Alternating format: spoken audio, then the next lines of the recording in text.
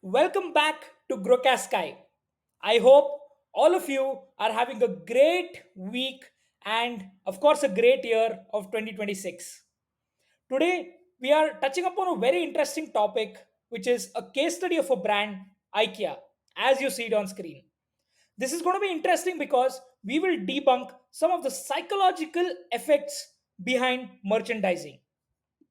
Let's deep dive. Why is IKEA a store layout and merchandising genius? Of course, please put down your thoughts in the comments, but I will put you through my perspective. IKEA sells a journey, not just furniture.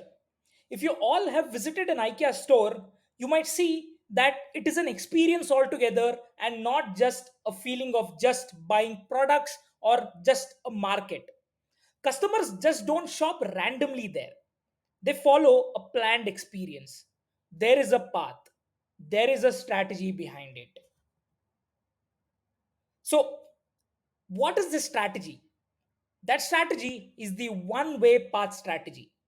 One way path meaning you don't have any exits. I mean, of course, I don't mean to say there are no exits, but once you enter an IKEA store, they make sure that you go through the entire experience in one single path. It is just like a one way, and then you end through one of the doors. And they make sure that you shop. It is a forced walking route that ensures maximum product exposure. So, what does that mean? When you provide your customers with more exposure, that is equal to, of course, more unplanned purchases.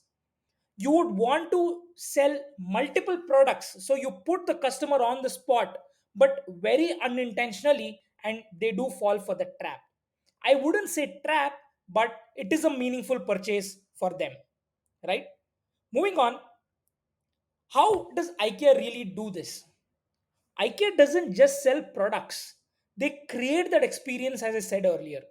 Now, for example, you want to buy a sofa, a coffee table, a TV, maybe. Of course, they don't sell TV, but I'm just giving an example.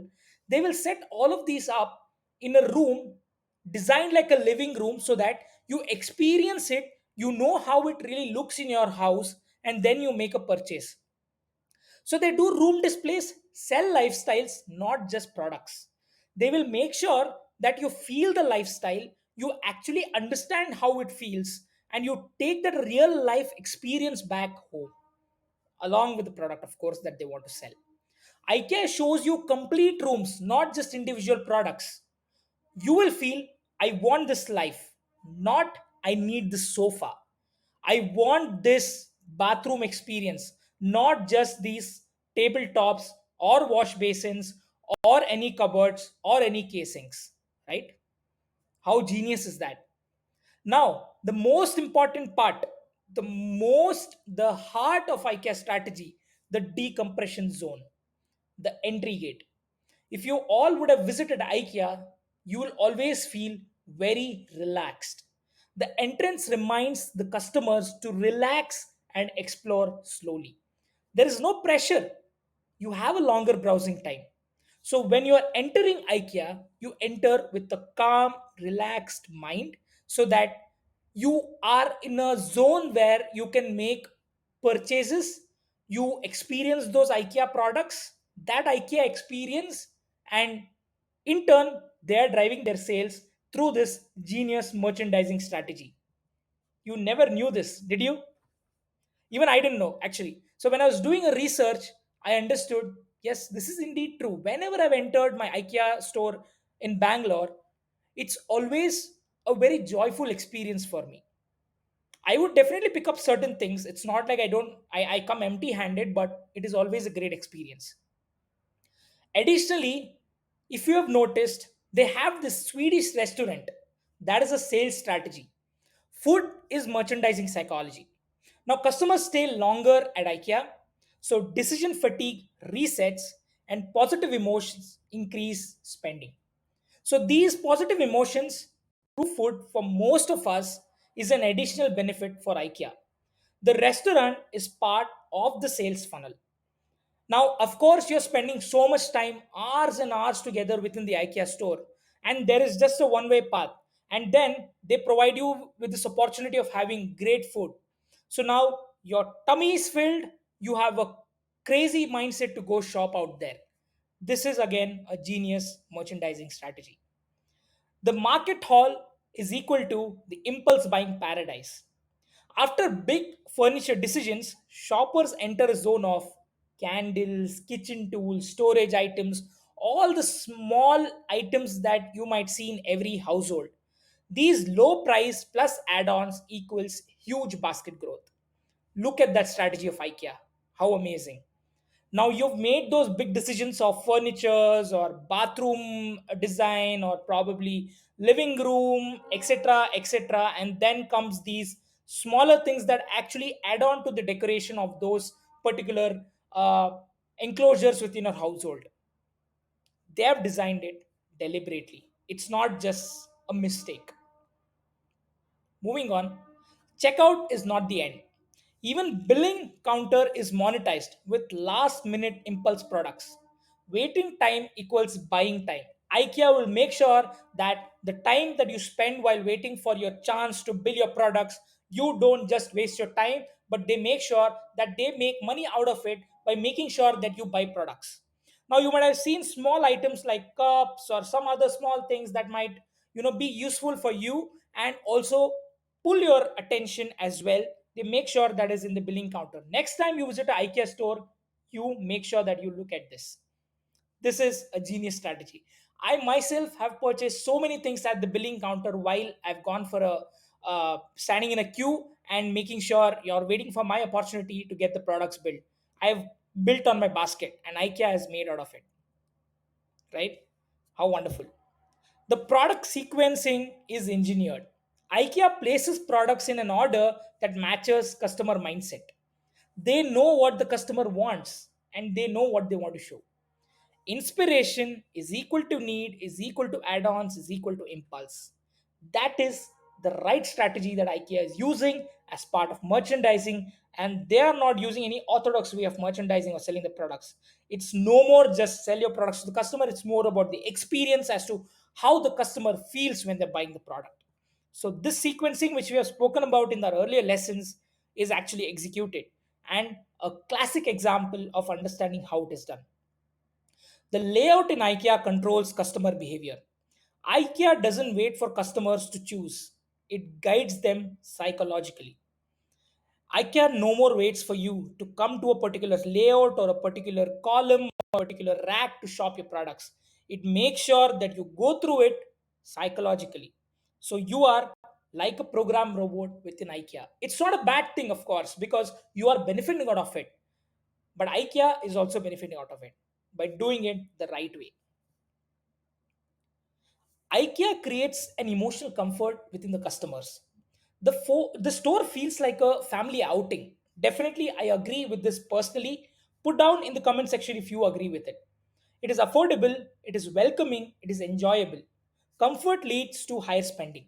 Now, if you're relaxed and you know you're in an outing and it's not that pressure of you buying products, you just casually take a walk around the store and you purchase stuffs that you don't even realize. It is there, it is created subconsciously in your mind that okay, this might be important for you. This is a great merchandising strategy. Many brands can copy these principles. Any retailer can apply a guided flow, a lifestyle merchandising, discovery zones, impulse sections before checkout, experience driven shopping. It is a win-win for both the brand and the customer. So you're balancing that out in the market, in the industry, where you are giving what the customer wants, but you are also selling what you want to sell. That's a magic that IKEA has created. E-commerce stores can use IKEA logic too. Let's talk about the digital version. When you enter on a home page, that shall be the showroom of your products. Collections will be the guided path. Cart will be the impulse add ons. Product pages will be the lifestyle storytelling. Now, when you enter on a homepage of a site, you provide that experience to your guests or your customers. You create that vibe and make sure that they go through every section of it. You create collections, you create collection pages, and you create a guided path for them to make that purchase, a conscious or a subconscious decision that they make. Now, with the card, you can play in many ways. You might have heard of cross selling or cross promotion. You might add complementary products. You might add additional products. You might build a basket for you, for the customer, for you to drive revenue, for the customer to buy more and make the most out of it.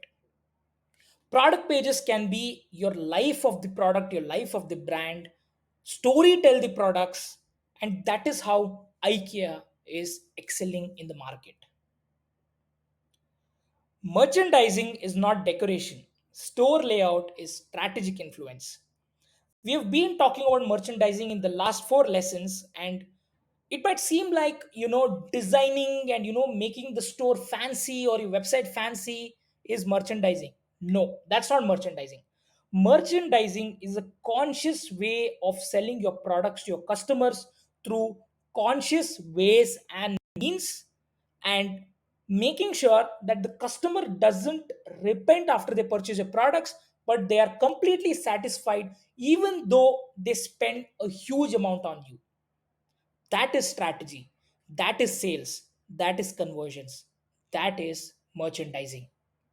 I hope you took out your time and spent your time in this lesson by understanding what merchandising is through a case study of a big brand like IKEA. If you have not experienced this, if you really want to, go visit the IKEA store nearby. Of course, this is not a paid promotion from my end in my channel. Let me make it clear. But I just want to embrace those brands that are putting effort out there in the market to satisfy themselves and satisfy the customers in terms of sales, purchase, and most importantly, building that connect between the two. That is what is merchandising, you folks. I hope you like this lesson. Thank you so much for staying tuned till the end of the video. And I wish you a very happy learning until I come across or you come across my next video in the upcoming days. Thank you so much.